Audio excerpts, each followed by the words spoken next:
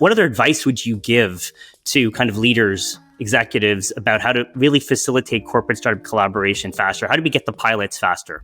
I mean, part of it is to land on the right idea, right? Like when you're a banker like I was for so long, you're immersed in banking. So your mind isn't necessarily totally free to look at the whole universe and say there's a different way to get banking without banking, right? Like I think you got to have the freedom to step away and come up with an idea, and you got to develop some conviction around it. Because the one thing at the end of the day that I think is true in all cases is, at least in Canada, I mean, every bank here is pretty big. So if you're going to do something, it needs to be pretty big, right? Because otherwise it's just going to be a peanut inside of like a big thing, which means, it's got to be really important. You got to be excited about it. You got to put your shoulder into it, because if you're not willing to do those things, it'll just be an interesting also that you have going on, but it probably isn't going to be a needle mover. Because again, you think how big it has to be a needle mover in the scheme of some of these things. That would be my advice, is you got to figure out, what are you trying to solve? Open the aperture so that you could think about it, or bring folks in like you guys to help facilitate thinking about it like differently,